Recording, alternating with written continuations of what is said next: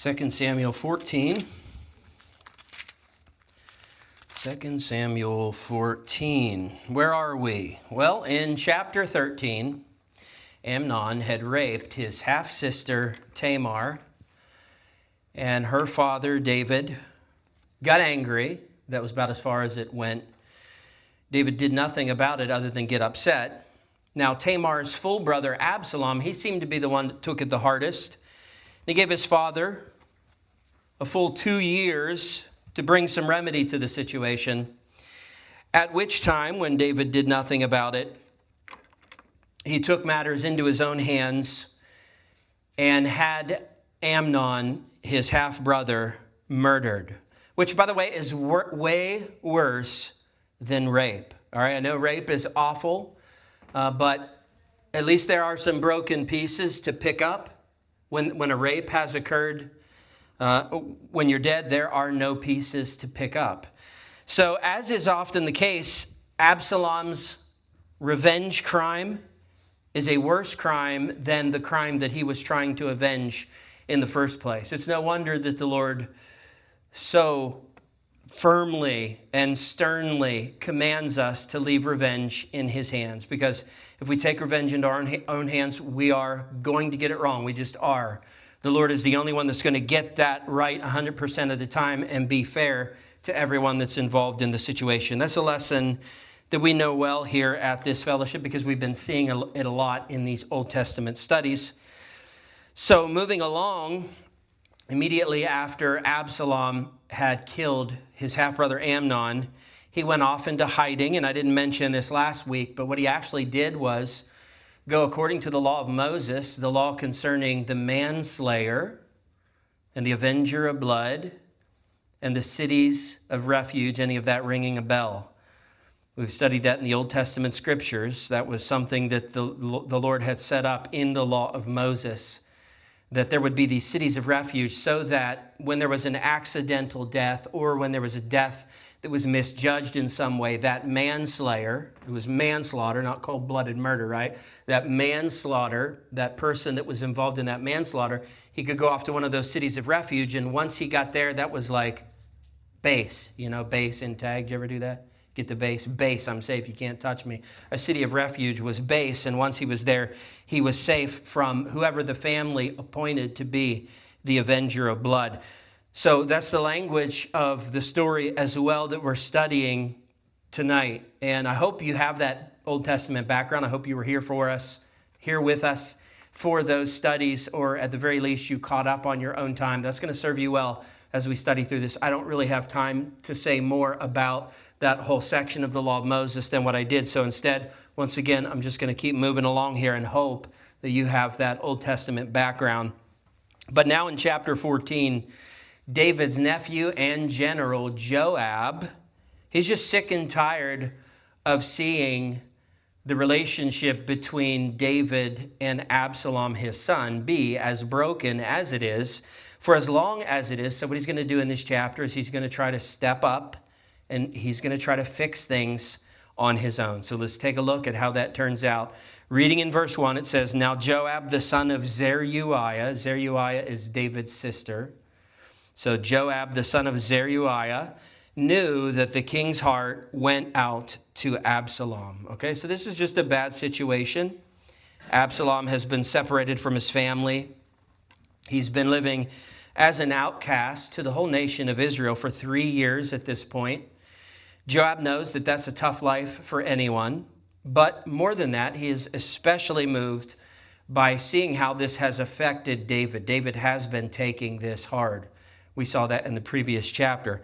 So in Joab's mind, he's thinking, well, why not hatch a scheme? Why not just sort of try to bring the two parties together, see if we can get some conversation happening, and in the course of that, perhaps they can work things out. Now, that's a mixed bag. I think you know that. If you've ever tried something like that, like you have two members of your family feuding, and you're like, I know what we'll do. We need to pick up that furniture in Ohio. We'll stick those two in a truck. We'll ask them to go get the furniture. By the time they get back, they'll have it worked out. Well, that may be the case, or they may stop midpoint somewhere between Pennsylvania and Ohio, get out of the vehicle, and just duke it out. It's a mixed bag. You never know if it's really going to work.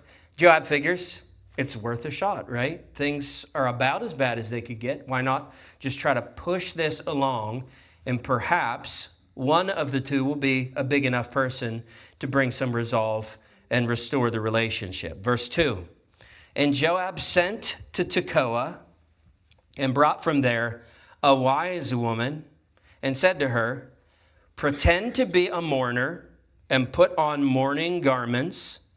Do not anoint yourself with oil, but behave like a woman who has been mourning many days for the dead. Now you're going to see in these verses, this woman is basically a professional con woman. I guess you could just call her an actor, but Joab's going to give her a script to follow.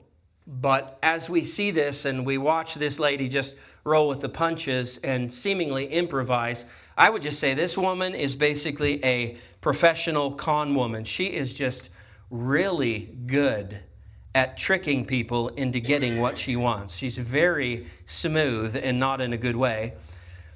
Which begs the question, at least in my mind, how do these God-appointed kings, specifically of the nation of Israel, always seem to have royal staff around them with all of these like very seedy connections? Have you noticed that? Back in the story of Saul, when he was looking for a medium, it was his servants that spoke up and said, oh, we know a gal in Endor. Yeah, we know a gal.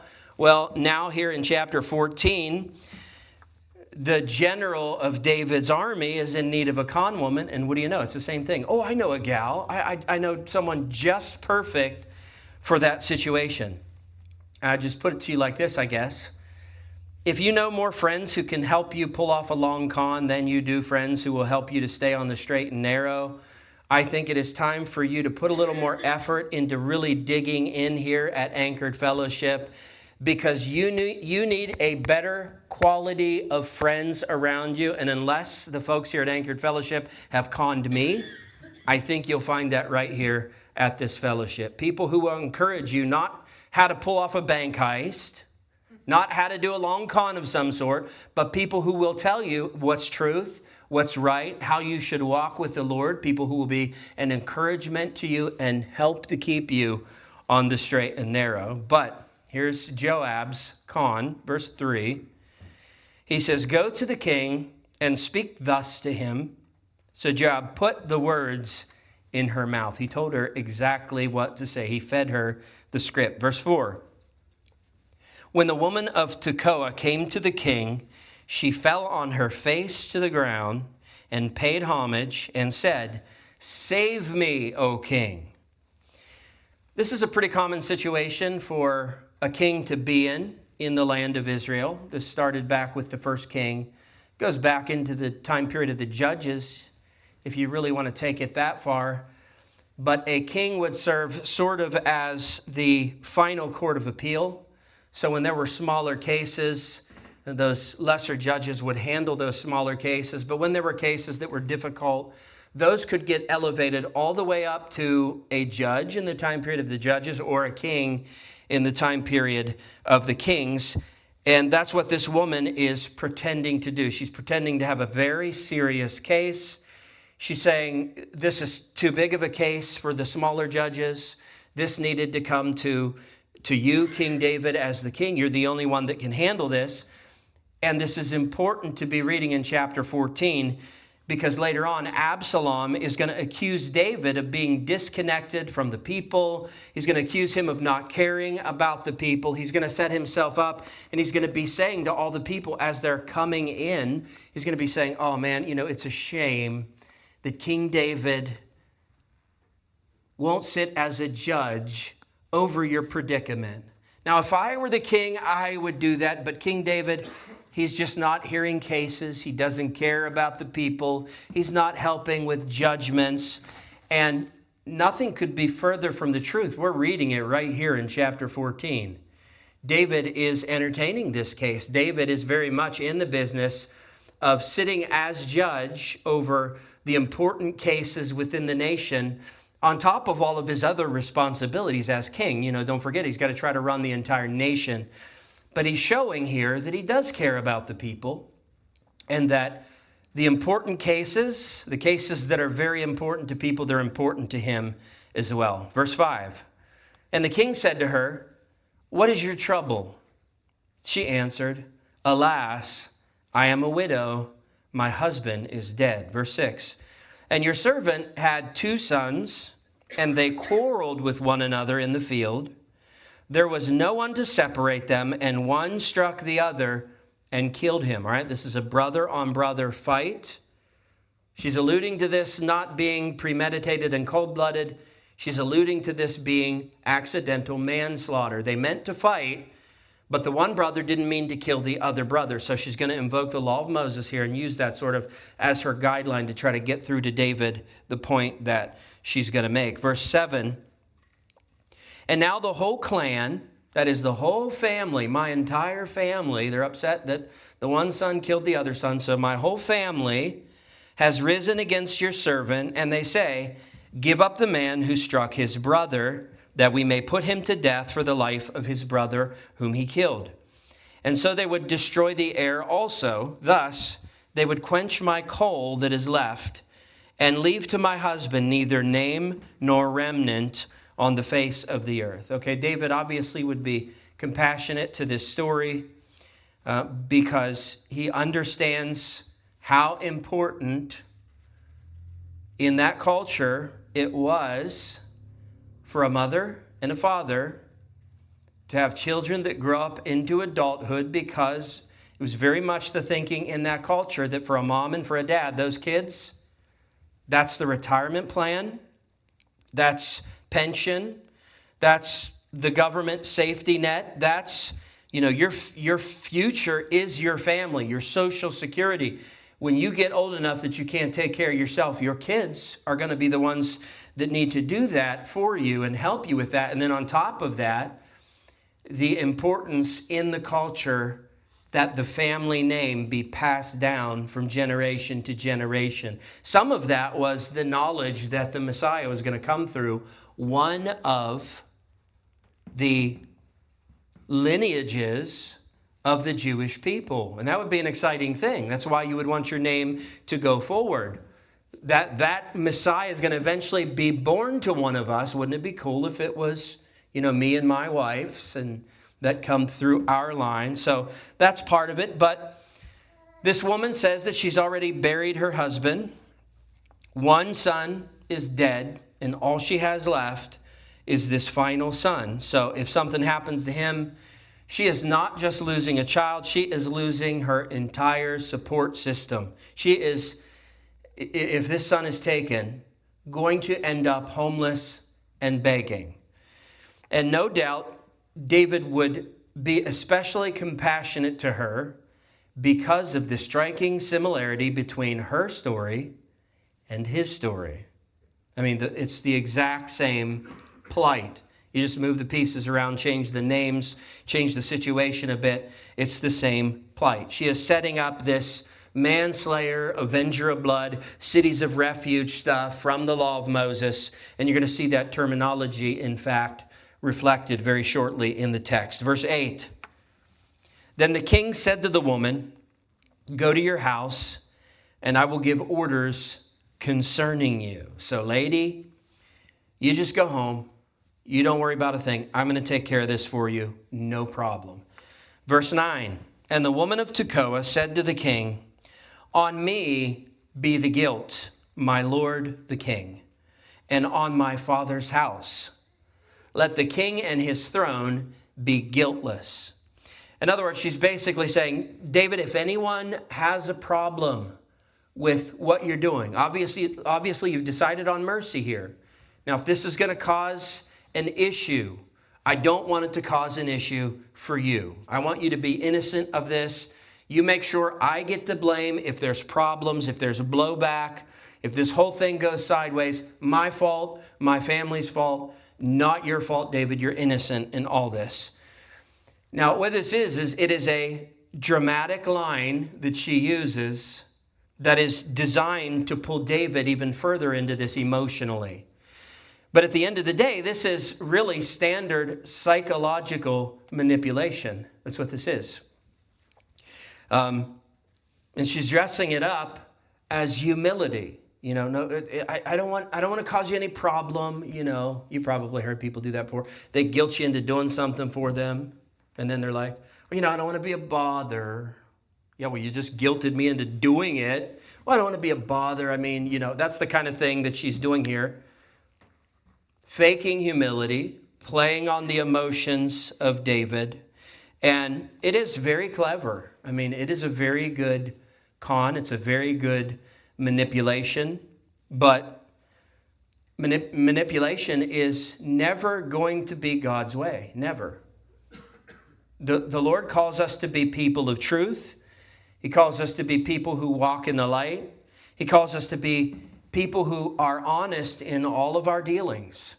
For example, Proverbs chapter 10, verse 9, whoever walks in integrity walks securely, but he who makes his ways crooked will be found out. So don't be crooked, be a straight shooter. That's my encouragement to you. I mean, wouldn't you rather be able to genuinely say, I am not a crook? Some of you are too young for that. Technically, I'm too young for that too, but I remember it. Wouldn't it be better just to be an honest person and not have to go through this whole charade? But yes, from a purely human standpoint, Joab's plan here is clever. She implements it perfectly. It's very strategic. It's very effective. But never make the mistake of thinking that effectiveness equates to righteousness. It's never the case. You can be very effective at something and it be completely wicked. And there's nothing about this situation that is honorable. Now, she very well, Joab as well, Joab and this lady, they could have handled all of this completely above board. They would not have had to lie and deceive about any of this to make these same points to David.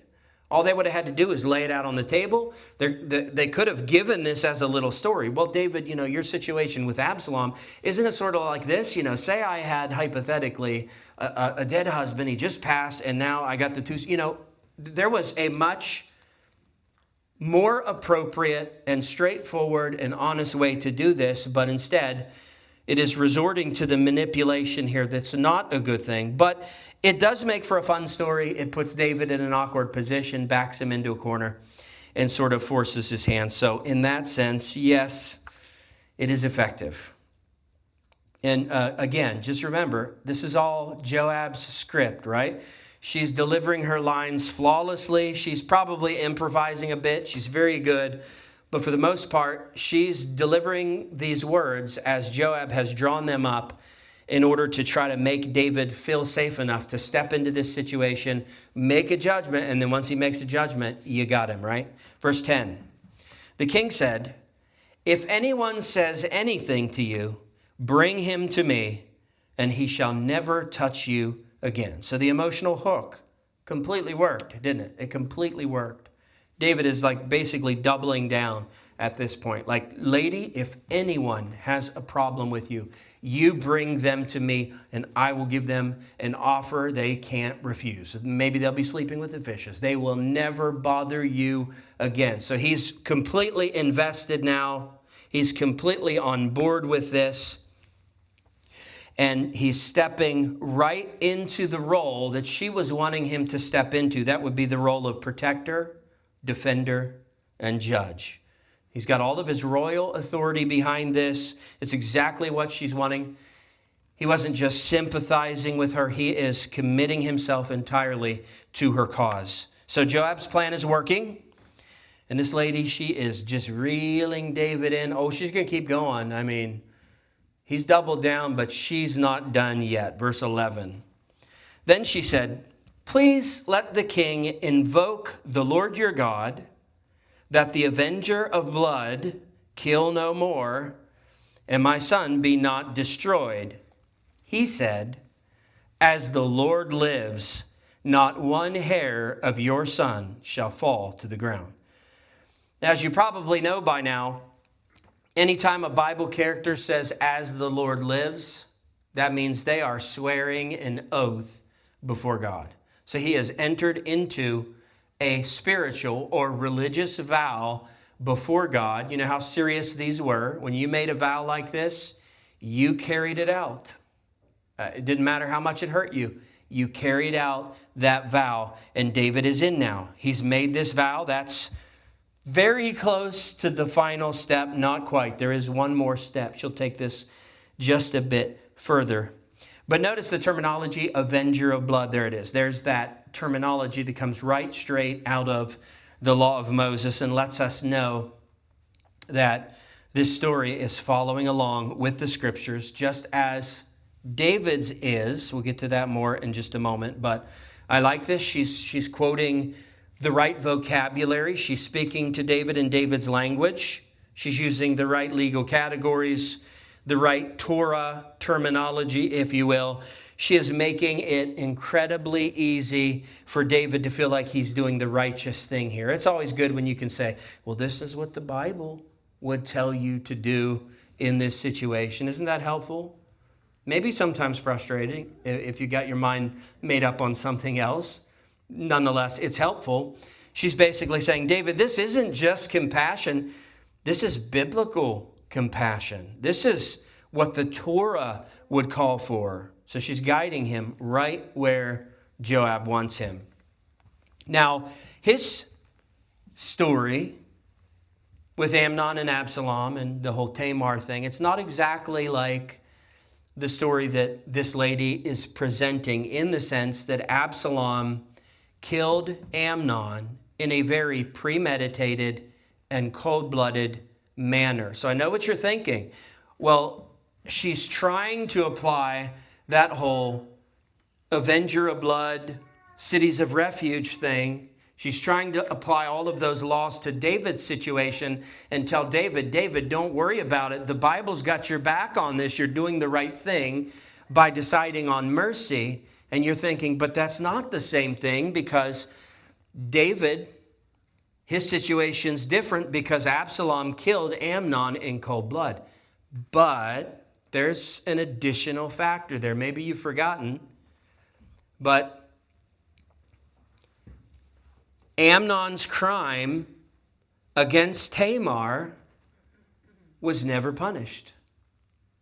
So the point that this lady is making by trying to apply the law of Moses to it here is she's basically saying, David, you're not going to do anything wrong if you forgive Absalom and let him go free. You're not breaking the law of Moses, because Amnon should have never been allowed to live. Amnon should have been executed. And David, you should have been the one to do it, but you didn't do it. And you can't be mad at Absalom for stepping up, taking matters into his own hands, and appeasing the law of Moses and giving Amnon his just due. That's the statement that she's making. Right or wrong, that's the connection she's making, and it's an effective one. On top of all of that, here's the fact of the matter. David has already decided, he's already given her his word, and he has already vowed to God that Absalom is forgiven. Now, he doesn't know it's Absalom, right? He's agreeing to this for her son, and that is establishing a principle of judgment that she's going to be able to turn right back around on him, right? So he's already made the decision. In a case like this, here's where my judgment's going to land: mercy. All right, and here's what she adds to sweeten the deal. Verse 12. Then the woman said, "Please let your servant speak a word to my lord the king." And he said, "Speak." I love how this is worded in the King James Version. It says, "Let thine handmaid, I pray thee, speak one word unto my lord the king." So could I please just, David, King, please, could I just say one more thing? Just one more thing, and then I'll let this drop. And of course, David agrees. He gives her the green light. Go ahead and speak. But what he doesn't realize is that he has just opened the door for the big reveal that is about to come. The whole reason that she's been in the palace from the beginning, because here's the truth: there is no dead husband. There is no dead son. There is no surviving son out hiding away in a city of refuge to try to spare his life. That entire story, every detail, every emotional hook, every legal reference, that has all been a setup. It has been crafted to bring David face to face with the real issue, and the real issue is David and Absalom. Verse 13. And the woman said, "Why then have you planned such a thing against the people of God? For in giving this decision, the king convicts himself, inasmuch as the king does not bring his banished one home again." All right, and she has him dead to rights. She is turning David's own verdict right back on him. She's using his mercy toward her imaginary son to force mercy, or to try to force mercy toward his very real son, Absalom. If David would show kindness to a stranger he's never met, just hearing a situation, and say, mercy, well then, how could he not do the same for his own flesh and blood? At best, it's inconsistent judgment. At worst, it's a complete double standard on David's part. And I like how she even drags the entire nation of Israel into this. She's saying, David, you realize your decision not to show mercy on Absalom, that's affecting the entire nation. How's that affecting the entire nation? Well, by the course of things, the way that things would normally go for a king and his successor would be that the oldest son to the king would be next in line to be the king. And right now, even though Absalom is the third son, right now, the oldest son is Absalom. So Absalom, in the minds of the people of Israel, at least this is what she's bringing forth as an argument, right? In the minds of all of the nation of Israel, they deserve one day for Absalom to be the king that replaces you. And if you are causing Absalom to remain as an outcast to the nation, you're depriving the nation of its one day future rightful king. Now, to be fair, Absalom is not the kind of guy that you would want to be your king. Not if you were in your right mind. You're going to see that from this guy's character. He doesn't have any good character at all. But we're just making the point of her logic. Her logic is absolutely airtight. She is arguing from David's own ruling, from David's own compassion, from David's own responsibility and appropriateness as king. I like this. Her performance is grand. Her logic is sound. And the impact that it's going to have on David is profound. Verse 14. This gets so good. Verse 14. We must all die. We are like water spilled on the ground, which cannot be gathered up again.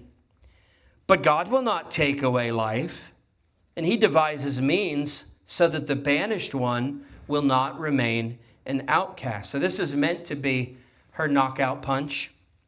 She is sticking to her story. She's still pretending that her fake story is real. She did bring up the fact that, well, David, your situation is very similar to mine. Why are you making different judgments in the two of them? So she still has the ruse going. She's still pretending she has a deceased husband, a deceased son, and down to the one son who's running for his life. But for the moment, she is poking at David's decision to say, well, if you're doing this for me and my son, why aren't you doing this for you and your son? And this knockout punch here of hers is the argument that, well, life is short and then you die. And when you die, that's it. Things end the way that they end. So anything that wasn't said doesn't get said. Anything that wasn't fixed doesn't get fixed. Once you die, if you have left loose ends, there are no ways to tie up those loose ends once you have kicked the bucket. As she says, once water hits the ground, can you get it back? I mean, not in Pennsylvania these days. Have you noticed it can rain cats and dogs for 3 days? And then by noon the next day, it's like a dust bowl out there again. I don't know what happened to our soil. Our soil used to like actually absorb water to the surface and kind of keep it there. It doesn't seem like that's happening anymore. It's just dried up. But yeah, so true. You pour water into the dirt, it's gone. You're not getting it back. And she says, that's how it is with life. When you die, that's it. You got one chance to pour your life out. And once it's poured out and into the ground, once you're 6 feet under, you're done. You can't reclaim wasted years. You can't undo death. And in David's situation, he's already sat on this for 5 years. It's going to be longer before we're done, but for 5 years, he hasn't done a thing with this. 5 years of silence. 5 years of distance between him and his son Absalom. 5 years of leaving that broken relationship just to rot. That's 1,825 days, or 1,800 days on the Jewish calendar, 360-day year calendar.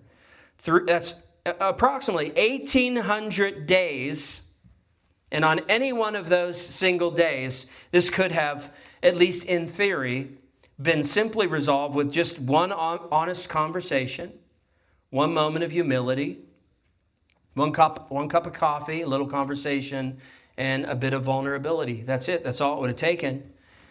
And maybe, just maybe, the Holy Spirit might be working on some hearts tonight to bring to your remembrance a broken relationship that exists in your life that maybe you've left to rot for the last 5 days, or 5 weeks, or 5 months, or 5 years, as the case may be. And maybe the Holy Spirit would take this message and apply it to your heart tonight and say, what are you waiting for? It's been a long time. Why aren't you mending that relationship? Why aren't you fixing that? Why aren't you having the cup of coffee and the conversation? Why aren't you taking a moment of vulnerable conversation to see if the Lord might be able to restore that relationship? What if you die tonight? God forbid. What if they die tonight? Is that how you really want the story to end? A broken relationship that we never repaired. Now, not every relationship should be restored. You know that. Some are toxic. Some need to end. Some relationships are dangerous. And it is the wisdom of God to help us in those situations to recognize when there is a toxic relationship that the Lord just wants us to absolutely just cut off, That happens. That's a legit thing.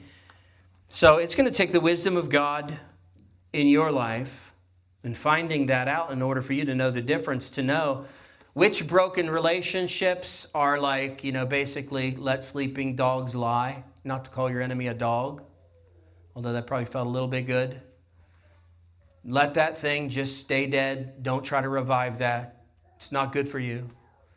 And which relationships where the Lord would say, look, they messed up. You messed up. Things got misunderstood. Stuff happened. I love you. I love them. How about an attempt at really trying to mend this relationship?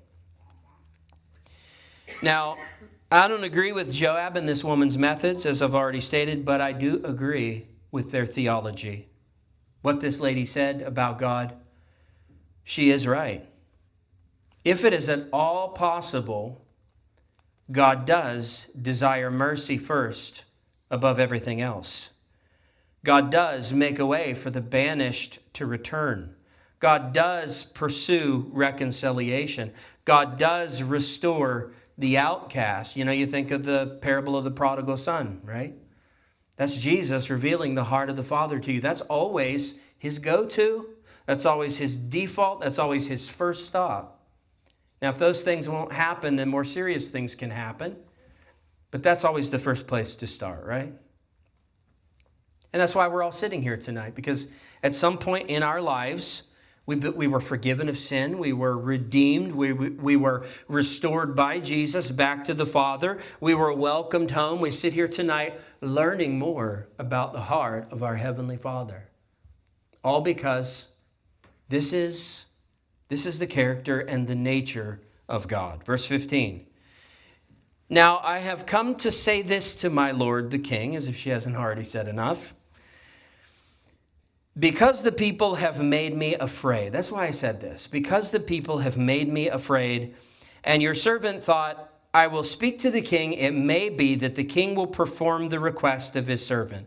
I think this is self-preservation here, just in case David gets angry that she has meddled in his business, and she has pointed out the double standard here. She's saying, the reason I'm here, the only reason that I'm here is because I've got pressure on me from the family. I'm afraid. I don't know what to do. I don't know where to turn to. I thought that I could come to you, David, and you would be the person to fix this. She's still playing the game here. She's not yet admitting, well, Joab sent me, and this was all about you. She's still playing the game, and she's saying, I'm only here because of the pressure that's been on me. And in stating this, she just continues to layer on what would seem like vulnerability and humility. She's painting herself as someone that's been pushed into corner and has had no other recourse here but to come to the king, someone with no other options left, someone who came to the king with this situation because this situation was too big for her. I guess they call that stagecraft. This is stagecraft. It's very good stagecraft, in fact. I'm thinking, and the Oscar goes to lady friend of Joab in tricking King David into relationship restoration. Yes. I mean, she could win. Is that right? An Oscar or an Academy, an Emmy? I don't know. I don't know the difference between them. She could win some award for this performance. She's very good, and yet very wrong to be doing this. Verse 16. For the king will hear and deliver his servant from the hand of the man who would destroy me and my son together from the heritage of God. Verse 17. And your servant thought, the word of my lord the king will set me at rest. For my lord the king is like an angel, the angel of God, to discern good and evil. The Lord your God be with you. So this is flattery, of course. I'm sure you picked up on that. Oh, David, I knew I could bring this to you. I knew you'd do the right thing. Oh, King David, bless you, sir. Verse 18. Then the king answered the woman, do not hide from me anything I ask you. So he says, I'm going to ask you a question here. And I want you to level with me. I want you to tell me the truth. Don't you dare lie to me. David is obviously suspicious at this point. And the woman said, let my lord the king speak. Verse 19, the king said, is the hand of Joab with you in all this? I love that. I love that. Woman, just tell me, did Joab put you up to this? This smells like Joab. This reeks of Joab. Is that what's happening here? And the woman answered and said, as surely as you live, my lord the king, one cannot turn to the right hand or to the left from anything that my lord the king has said. So this is more flattery. Like, David, you're so smart. We knew we wouldn't be able to pull this off on you. We knew you'd sniff this out. We knew you'd figure this out. Sure enough, you did. You're so impressive, king. Reading on, she says, it was your servant Joab who commanded me. It was he who put all these words in the mouth of your servant. Verse 20, in order to change the course of things, your servant Joab did this. So he had good intentions. He just wanted to fix the relationship between the two of you.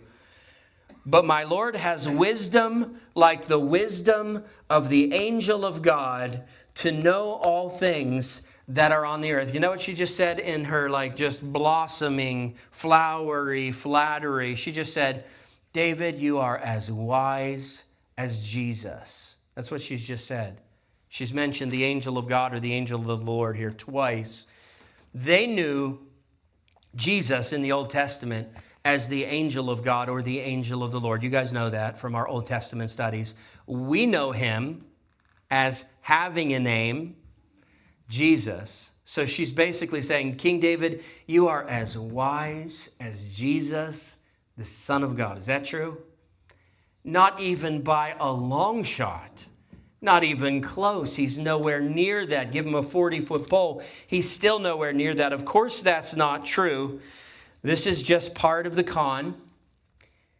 If you really want to be honest, I think the con made David look a little foolish for a bit. Not as wise as Jesus, certainly. Maybe a little foolish. But the flattery is to help cushion that.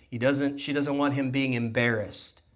She doesn't want him feeling foolish because He's been conned here. She is trying to cushion and soften that blow with her flattery. Verse 21, then the king said to Joab, all right, Joab, you made your point. You win. Behold, now I grant this. You win. Go, bring back the young man Absalom. Verse 22, and Joab fell on his face to the ground and paid homage and blessed the king. And Joab said, today your servant knows that I have found favor in your sight, my lord the king, in that the king has granted the request of his servant. Verse 23, so Joab arose and went to Geshur and brought Absalom to Jerusalem. 24, and the king said, let him dwell apart or separate in his own house. He is not to come into my presence. Did you hear that? He can come back to Jerusalem, give him his own place. I don't want to see the kid. So Absalom lived apart in his own house and did not come into the king's presence. I believe the King James Version says, did not see the king's face. And literally, that's the Hebrew literally. And what it means is he never came into his presence. He had no dealings with him. He was not received. All of that meaning is conveyed in that Hebrew phrase. So this is where obviously the whole thing breaks down. This is where Joab's plan falls short. It is very obvious that David is still wounded and has not completely forgiven Absalom. He's given Absalom, I guess, what we would call national forgiveness, but not relational forgiveness. He brought him back to Jerusalem, but he's not bringing him back into his life. So he brought him back, but he didn't bring him close. He welcomed him back to Jerusalem, but he didn't bring him back into his own life. It's kind of a half restoration, a national, but not family relational restoration. And believe me, Absalom picks up on that. He feels that. He knows that. He knows that he has come home, but he is not welcomed. He knows that he has returned, but he has not been restored. He's not been received. And this is really a seedbed for further rebellion on the part of Absalom. This is where some pretty nasty things are going to grow up in his heart and take over. It sets the stage for everything that Absalom is about to do in the coming chapters. But first, real quick, let's learn a little bit more about this guy Absalom. I think we have time for this. Verse 25. Now in all Israel there was no one so much to be praised for his handsome appearance as Absalom. Used to be Saul, remember that? Best looking guy in all the land. But he has passed on. Absalom now, most handsome in the land of Israel, from the sole of his foot to the crown of his head, there was no blemish in him. So ladies, if you ever wonder why you couldn't find Mr. Perfect, this is why. Absalom was Mr. Perfect, and he's been dead for a very long time. That's why you had to settle for the person that you had to settle for. Right, Maggie? What a way to say it. Am I wrong? No, I'm kidding. Now, here's what you should know about Absalom. His perfection was only skin deep. Granted, that's impressive. Not a blemish, just a perfect guy. Not a blemish on him. Not a zit, head to foot. Not a bunion. This guy had no issues, just the perfect kind of guy on the outside. But inwardly, on the inside, much different story. Absalom, on the inside, is a very ugly guy. He's got a very ugly heart before the Lord. And he's had a tough life, we get that. But when a child has a tough life, you can't blame an ugly and a bitter heart on what your parents did to you or your siblings or what happened to you during the course of your upbringing. I mean, it's just a fact. We were being raised, but yeah, they finally stopped raising me like a couple weeks ago. It's been great to have the freedom. We were raised by imperfect parents because there was only a brief period in Earth's history where there were perfect parents, and that was Adam and Eve.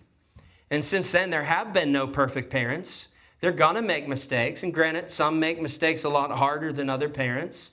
Some of us didn't have to go through the just horrible, awful things that so many have had to go through in being raised up by their parents. But nonetheless, we all have things to overcome. There's things in all of our past we have to be able to put behind us. We have to be able to draw that line in the sand and make the determination, I'm leaving that behind.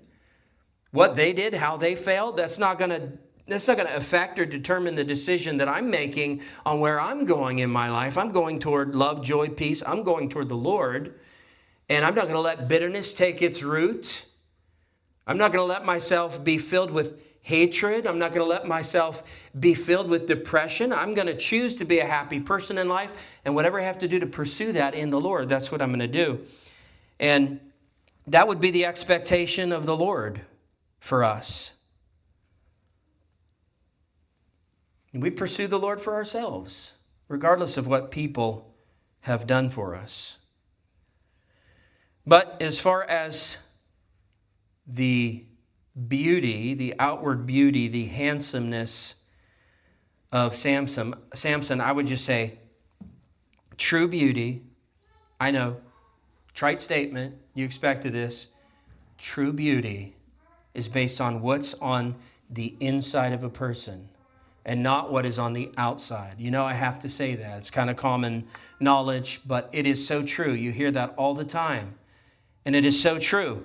Proverbs chapter 31, verse 30 in the NET, it says it like this: charm is deceitful and beauty is fleeting, but a woman who fears the Lord will be praised. If you choose the fear of the Lord as the thing that really identifies you in life and explains and describes you, you've chosen the correct thing. If you are extremely beautiful or extremely handsome, if you're a guy, how long is that going to last? Beauty is fleeting. What do you got, 20, 30 years with your beauty or your handsomeness? If you're lucky, I don't know, if you're blessed, maybe you end up as a gray fox. Good for you. But still, the day is coming when every single one of us, we're going to lose our good looks. I mean, even Mike, the day's going to come where you lose those good looks, Mike. It's going to happen. It happens to everyone. And when it does, what are you left with? 1 Peter chapter 3, verses 3 and 4 says this: do not let your adorning be external, the braiding of hair and the putting on of gold jewelry or the clothing you wear, but let your adorning be the hidden person of the heart with the imperishable beauty of a gentle and quiet spirit, which in God's sight is very precious. No, that verse does not teach that it's a sin to wear jewelry.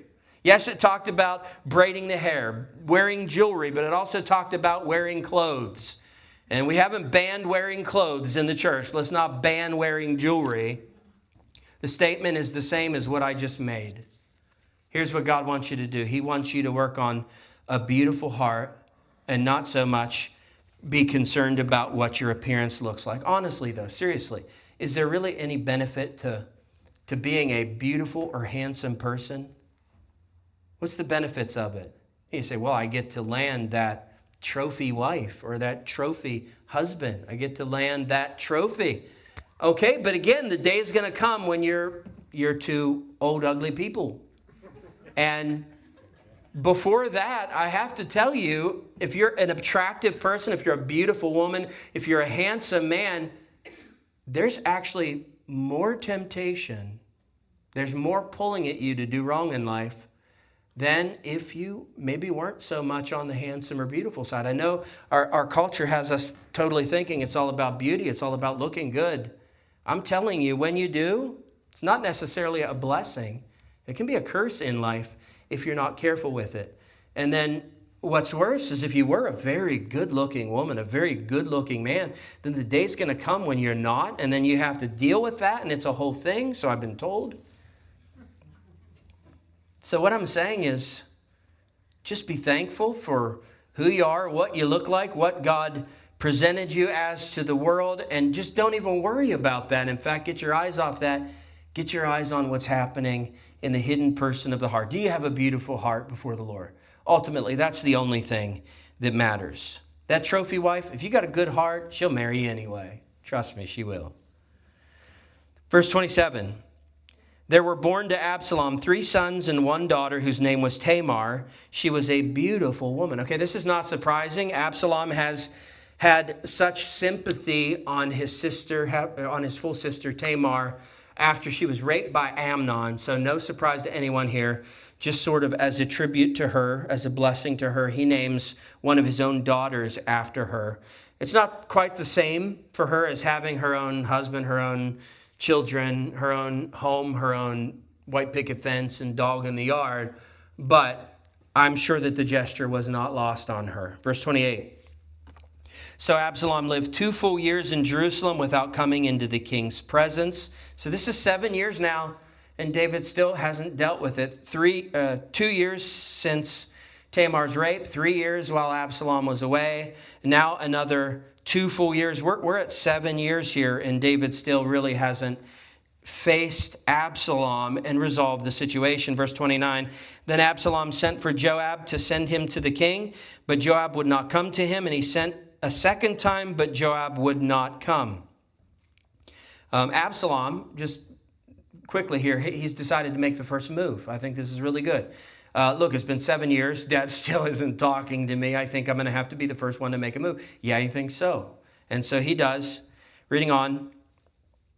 Now, therefore, let's see. Where are we? I lost my place. 30. Verse 30. Then he said to his servants, see, Joab's field is next to mine, and he has barley there. Go and set it on fire. So he doesn't want to respond to my text? Well, let's see if this gets his attention. I bet you he notices this. I bet you he talks to me now. I'll just have the guy's crop set on fire. Verse 31, then Joab arose and went to Absalom at his house and said to him, why have your servants set my field on fire? What is wrong with your brain, boy? Verse 32, Absalom answered Joab, behold, I sent word to you, come here, that I may send you to the king. I was trying to reach you and you wouldn't respond to me. You weren't taking my calls, so I had to set your field on fire to get your attention. Makes sense, right? Why have I come from Geshur? It would be better for me to be there still. Basically, I thought I was going to be welcomed back. I'm not. This is no different than me living in Geshur. I should have just stayed there because I'm really not benefiting by having been brought back into Jerusalem. Now, therefore, let me go into the presence of the king, and if there is guilt in me, let him put me to death. He's come to the point where he's like, I just want this to end. And if the king really isn't going to forgive me, then just kill me now. I just want to be done with it. Verse 33. Then Joab went to the king and told him, and he summoned Absalom. So he came to the king and bowed himself on the face of the ground before the king, and the king kissed Absalom. And they both lived happily ever after. If you think that's true, you haven't read ahead. All right, on the surface, it sounds like a glorious ending. One of those all's well that ends well stories. It's not the case. It's not the case. The prodigal son has come home. The king has embraced him. The king has kissed him, but he is not fully restored, not even close. Whatever Absalom was hoping for in this meeting, this was not it. The text gives us the outward gesture. It doesn't tell us what was going on in the heart of David, what he was thinking when he gave his son that kiss. But I will tell you this. Whatever it was that David was intending, Absalom took it in a very different way. Absalom took it as though, okay, this was a public act to show national forgiveness, but I still don't have relational forgiveness. I'm still an outcast to my father. He still won't take me back. So let's conclude with this, brothers and sisters. Stop wasting time. Life is short. Like water poured out into the dirt. Mend the relationships that the Holy Spirit would tell you to mend. Go home tonight. Take some time later this week. Ask the Lord, Lord, let the Holy Spirit influence my thinking. Tell me who I need to fix things with. And Lord, I'll do it. I'll do it. Initiate the process and make the first move. Even if you're the outcast. Absalom was the outcast. It's okay if the outcast makes the first move. Maybe you aren't so upset with them, but they hate your guts. You're the outcast. Make the first move. Set up the luncheon. Invite them for a cup of coffee. Have the hard conversations. And if the Lord is leading that, there will be a great, great payoff. Let's stand and close in a word of prayer.